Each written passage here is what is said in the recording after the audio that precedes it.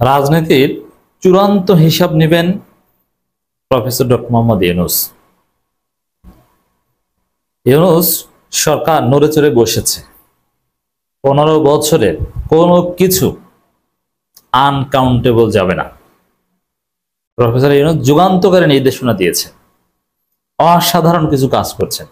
দেখেন, যখনই ইউনূস বিএনপির সেই লন্ডন সমঝোতা থেকে বের হয়ে এসেছে, তখনই প্রফেসর ইউনূস অসাধারণ কাজ করা শুরু করেছে। বিএনপির খপ্পরে পড়ে ধ্বংসের পথে গিয়েছিলেন, কিন্তু এখন লাইনে এসেছেন। 15 বছরে আওয়ামী সন্ত্রাসে নিহতদের তালিকা করার নির্দেশ প্রধান উপদেষ্টা। এর মানে রাজনীতির চূড়ান্ত হিসাব নেবেন। এবং বিএনপি কি আকাম করেছিল বিএনপির ইতিহাসে, এটা ইউনূস সরকার নেবে না, কিন্তু এটা বের হয়ে যাবে, এটা আসবে, এটা নিয়ে গবেষণা হবে। আওয়ামী লীগের 15 বছরের আকামের উপর থিসিস হবে, বিএনপির আকামের উপরও থিসিস হবে। বিএনপির শুধু গত 1 বছরের আকাম না, বিএনপি 91 থেকে 96-তে কি করেছে, 2001 থেকে 2006 তারেক রহমান কত টাকা চান্দা খেয়েছে, কোন কোন জায়গাতে, কোন কোন পেট্রোল পাম্প থেকে কত পার্সেন্ট নিয়েছে, সব কিছুর হিসাব আসবে। তারেক রহমান পেট্রোল পাম্প থেকে 10% চাঁদাবাজি খাইতেন, সব জায়গা থেকে। গিয়াসউদ্দিন মামুনরা, এমন কোন জায়গা নাই যেখান থেকে তারেক রহমান 10% চাঁদা না খাইতেন।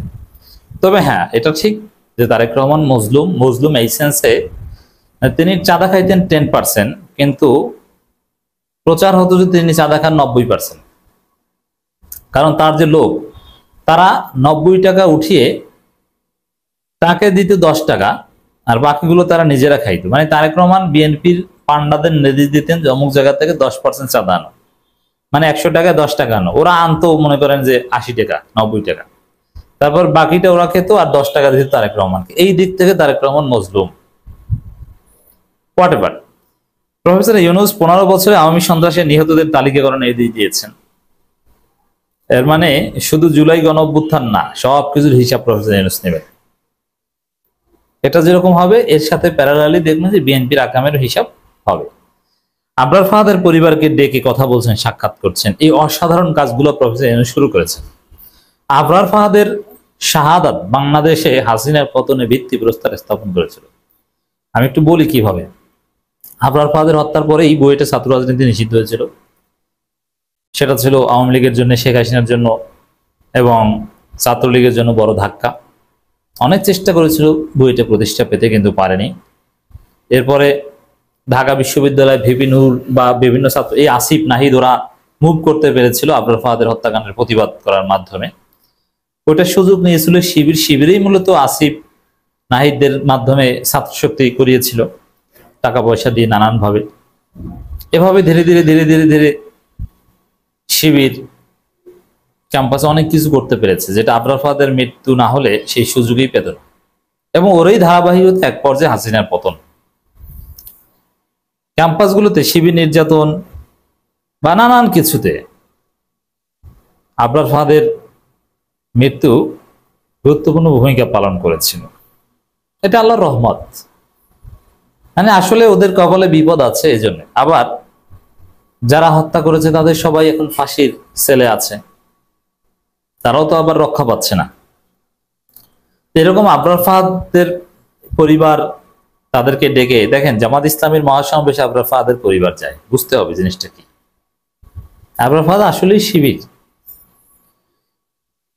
শিবির হত্যার পরিণতি কি হতে পারে ক্লিয়ার।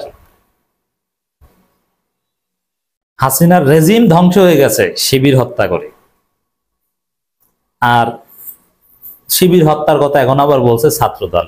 ওদের যে কি হবে। 15 বছরে আওয়ামী সন্ত্রাসে নিহতদের তালিকা করে নির্দেশ দিয়েছেন প্রধান উপদেষ্টা। এটা অসাধারণ। এর মধ্য দিয়ে প্রফেসর ইউনূস রাজনীতির চূড়ান্ত হিসাব নিকাশ নেবেন, সব হিসাব নিকাশ চুকাবেন। এবং এই ঘটনার প্যারালাল বিএনপির সব আকামের প্রোফাইলিং করা হবে।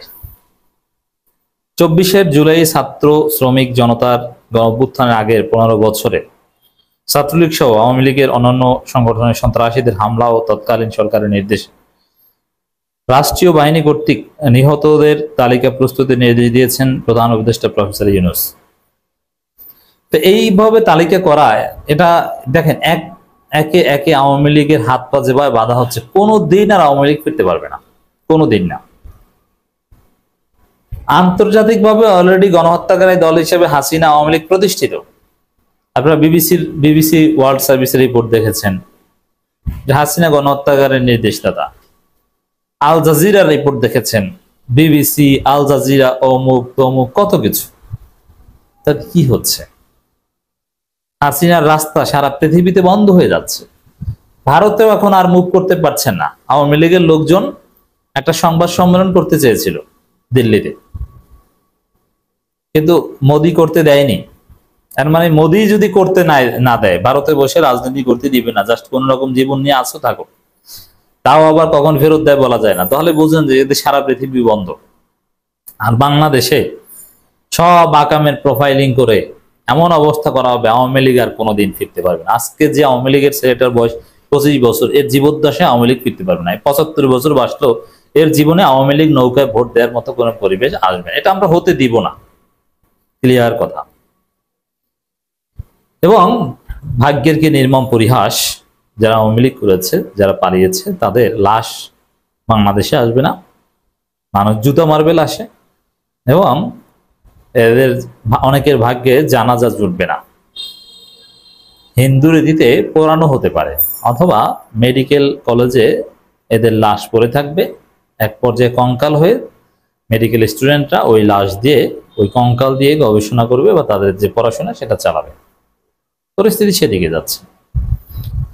তো ইউনূস সরকার একের পর এক যে সিদ্ধান্তগুলো নিচ্ছে, আওয়ামী লীগের হাত পা চূড়ান্তভাবে বাধা হচ্ছে, এদের আর কোনো অপশন থাকছে না। নিষিদ্ধ তো করা হয়েছে, নিষিদ্ধ না করলেও এদের রাজনীতি আর ফিরত না।